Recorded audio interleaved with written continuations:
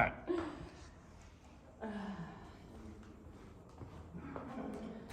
All right, so not a special episode, but kind of a special episode. It's a special episode. They're all special. Yeah. So next month, January 3rd, we are going to be doing our first healthy eating challenge that we have done since we moved to Seneca One. I will say that Eric and I have debated about doing a healthy eating challenge for the whole year. Mm-hmm. And a big part of the reasons that we wanted not to do one was, one, we knew that COVID is still very challenging to a lot of people, and a lot of things are already being taken away. And typically, when we do a healthy eating challenge, it becomes exclusive. Don't do these things, right? And so that was something we tried not to do. And when we were in quarantine for all of those months, we kind of did something to try and help people, but we tried to make it inclusive. Trying to make it more, here's what you can have, and more focus on the positives, what you can do, what you should be adding in, instead of what are we taking out. And I think that's a big thing with any diet or anything you do, right? The focus is always, don't do this. So we're really trying to make it, let's focus on what we can do. And I apologize that I'm a hot, sweaty mess. I just finished the workout for today, so that is why It was good. Yeah. So we are going to kind of go over how you get points and what the expectations are. And this is going to start kind of giving you time to look at those things. And really, again, what we're trying to do is fill your day with good things, as opposed to, like Erica was saying, focusing on the I can'ts. Right. Okay? And I feel like Dennis and I's big hope for this is that the things that we do in the Healthy Eating Challenge, you then continue to do after the Healthy Eating Challenge. I'm sure there's going to be things where it's like, I'm excited to have X, Y, or Z, but our big hope isn't that. So it's going to be 8 weeks. I don't know if you said that, but it'll be an 8-week challenge. And we don't want it to be like, well, I sacrificed all these things for 8 weeks. As soon as it's over, I go back to doing all the other things.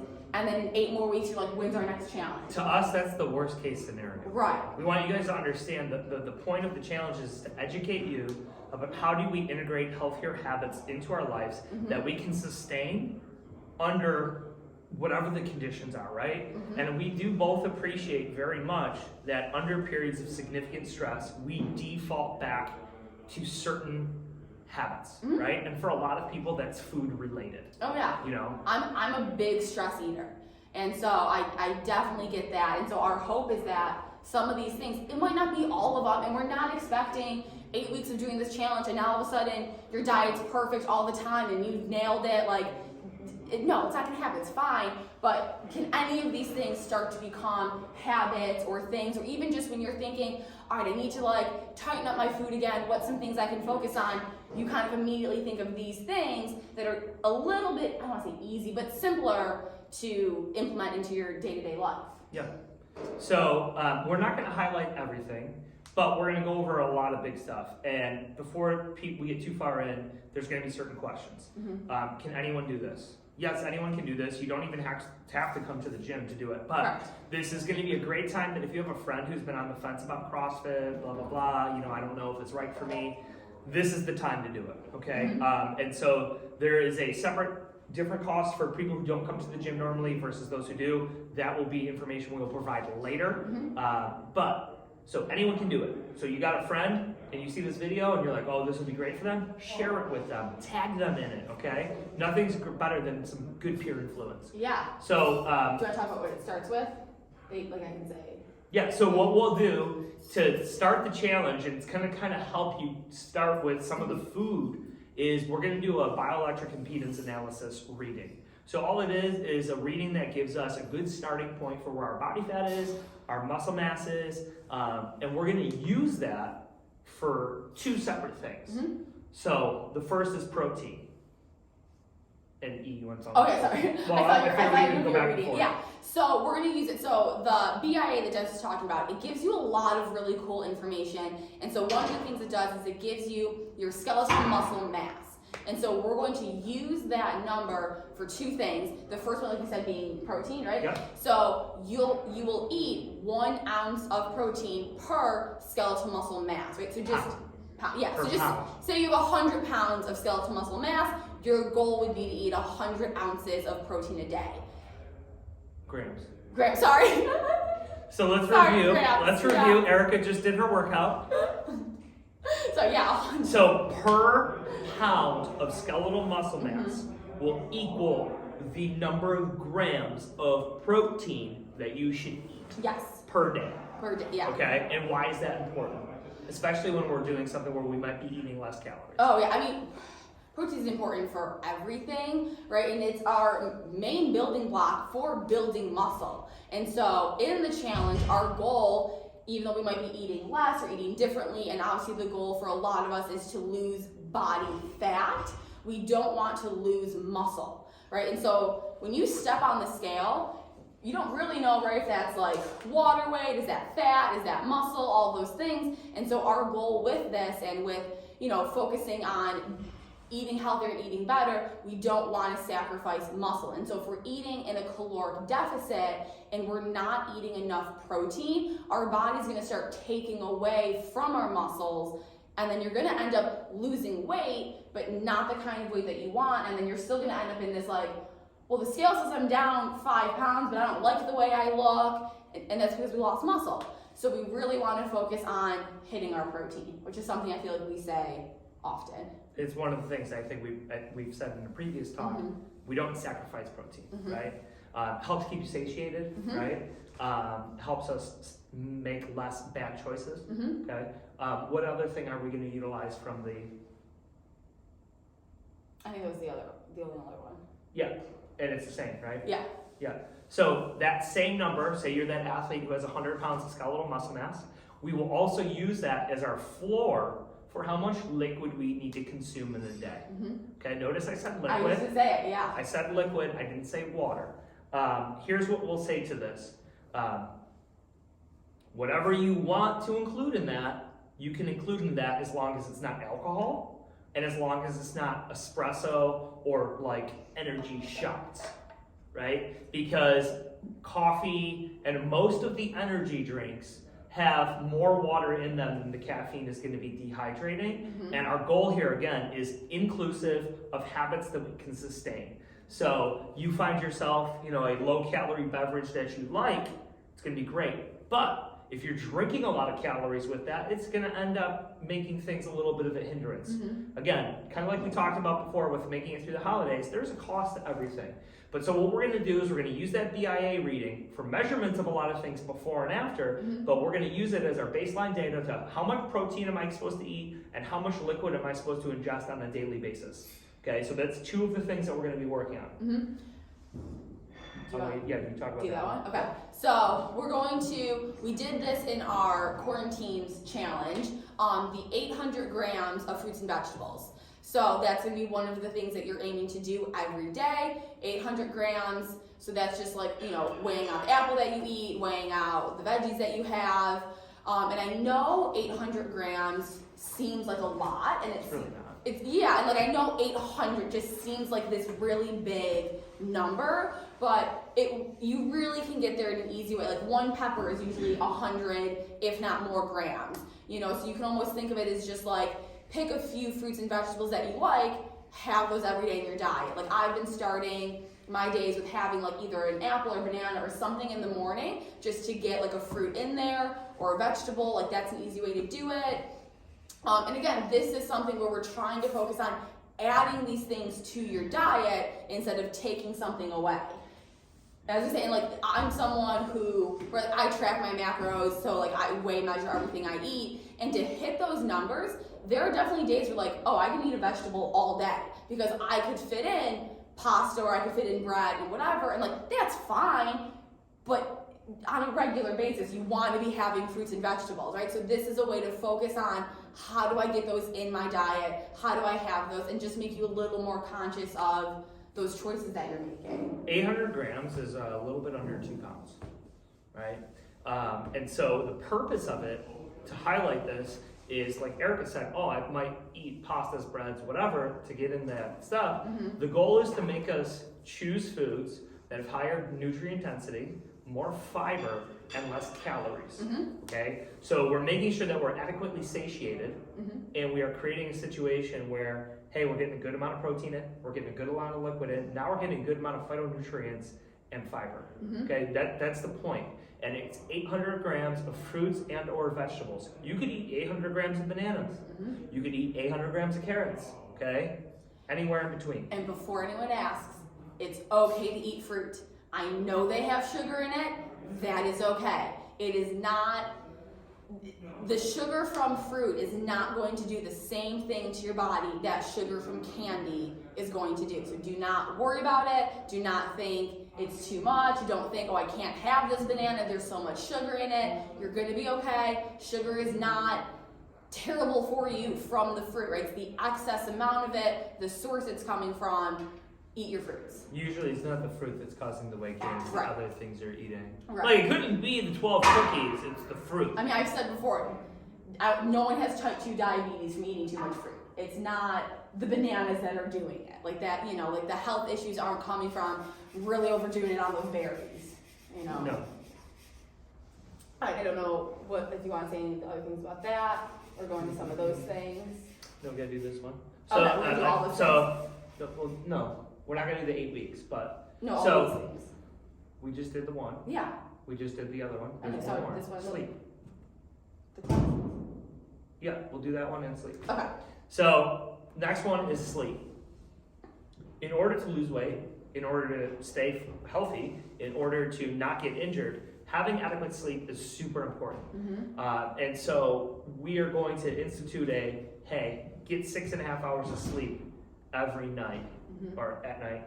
And all of this is honor, right? But I will tell you this. If you are an athlete who says they're getting 6.5 hours of sleep, drinking all the liquid they're supposed to, eating the protein, eating the fruits and vegetables, and doing the last part, which is exercise, and you tell us at the end of it nothing changed, either you are already in great spot Mm-hmm. and you were doing all that stuff before, or you're full of shit and you're lying. Yeah. Also, I mean, remember, if you're one of the people that has the Whoop and you're on the group, we can see how much sleep you got. Mm-hmm. So, if you're getting 4 hours of sleep and then you're like, no, I got 8 last night, we'll be able to see that. Right. And I think a lot of people don't realize, yes, you have to come to the gym, you have to, work hard, lift the weights, do the things, you have to eat, all those things, but really a lot of the magic happens when you're resting. When your body's at rest, that's when all of those things are taking place, you're building muscle then, you're recovering then, all of that great stuff. And so if you're not giving your body enough time to rest, you're never going to you're never going to achieve what you could really achieve, You're always going to be limited because your body doesn't have enough rest.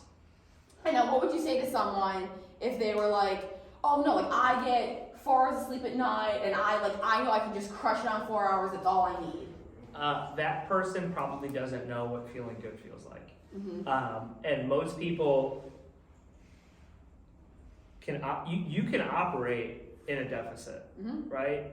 And your 60% might be better than a lot of people's 100%, and that's okay.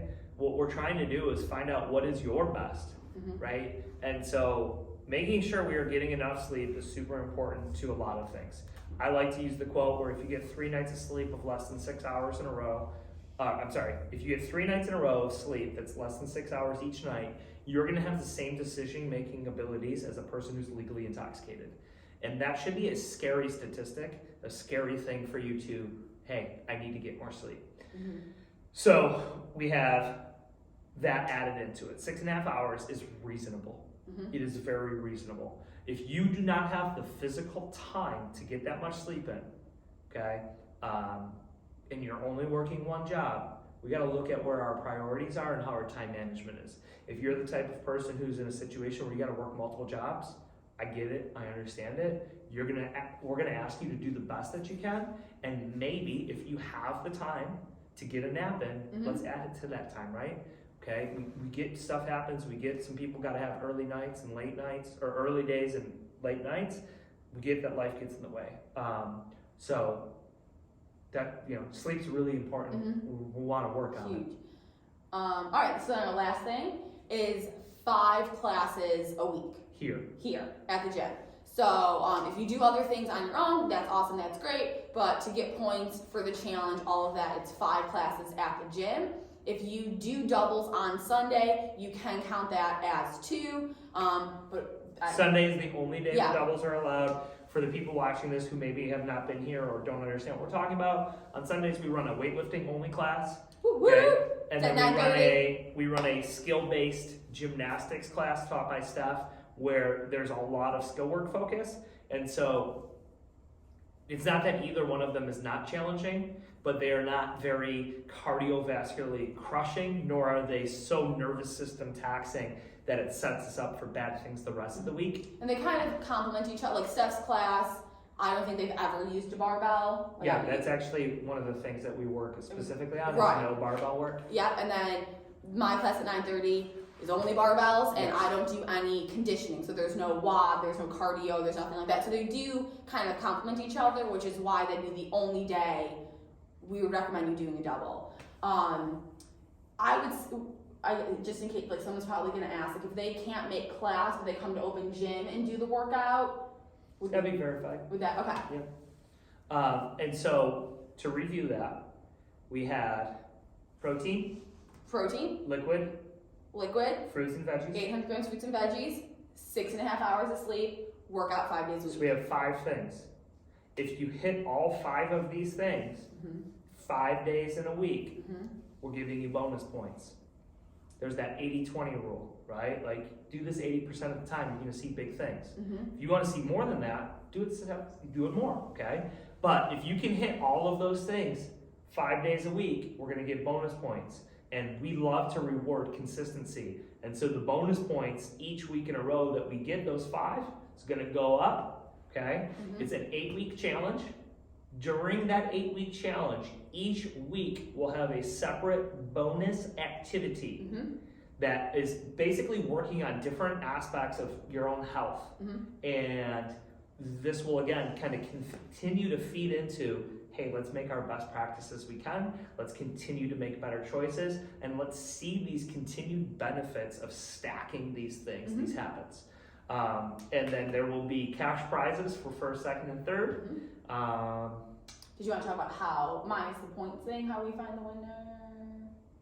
So I mean, We'll do, points are going to be awarded on that, but you're also going to get points based off of body fat lost. Mhm. Okay, you will get points awarded if you gain muscle mass. You will lose points if you lose muscle mass. Mhm. And then we are also going to do a hip and a waist measurement. Mhm. And for loss of inches on both of those, you will gain points. Typically, we kind of do not a sliding scale, but like every inch is so many points so that it all equals out. I just have to sit down with Erica and we got to do the math on what's the maximum number of points someone can get from the 8 weeks of activities, Mhm. and then make appropriate point measurements for the other things. That way you can't just kill consistency with 0 change and win, and nor can you kill change with 0 consistency and win. So it's ultimately going to reward the person who has the most consistency and change. Okay? That's kind of what we're looking for. We're looking for the ability to sustain this long term. Mhm. If you have questions, please Comment. ask. Yeah. Comment, right? Share the video with people. If there's someone you're like, oh man, this would benefit them, cool, great. If you're a person who hasn't been to the gym in a while, you want to get back in, this is a great opportunity. We're also going to have, I forgot to mention, we're also going to have the pre-post workout. So we're going to do a workout baseline, and then we're going to do a workout at the end of the 8 weeks. It's going to feed right into the open. It's going to be super awesome. Say this will end that, I believe it's the week before the open starts. So if you are someone who's like excited about the open or wants to at least kind of start getting into that like open prep, this is also a great thing to do to lead you into, all right, let me be at my best for the open. We have 8 weeks to kind of prep and get it all there. And then the open will also be a nice show of like, hey, if I'm consistent and I do these things, this is how well I can perform. And this is where I'm at. Yeah. So if you have questions, let us know. You got a couple of weeks to think about it. We're kind of unleashing the details a little bit early so that we can get more people excited about it. And, you know, we think it's going to be a really good challenge. Mhm. And if you're a person who's like, you know what, it's not hard enough, right? Like maybe you were like used to the challenges where we're like, you can't have alcohol, you can't have sugar, you can't have whatever. Listen, You can add extra things to make it more challenging if you like, and we can provide you guidance to help you do that. Okay? But again, what we are looking for, as Erica said in the beginning, we are looking for you to finish this challenge and maintain as much of this as possible. Not, this challenge is done, I'm going back to what I did before. Right. Because what we don't want to see is that up and down, that yo-yoing. We want to see this sustainable stuff happen, these healthy changes be long-term for you, so that you don't have to keep doing this type of stuff. Right. Anything else? I think that's it for the challenge. There will be more information forthcoming, cost, those 8-week activities. Maybe we'll highlight some of that in the following week, but that's what we're doing. So if you have any questions, please reach out either on YouTube, Instagram, Facebook, shoot us an email through the website, whatever, and we'll get back to you guys as soon as we can. Remember, no evening classes tomorrow, holiday party. Come in through the front of the building. Our door's at the front. You're gonna enter on Seneca Street. We'll be upstairs, so you can come to the back door, but no one will be here. All right. All right. Cool. See ya.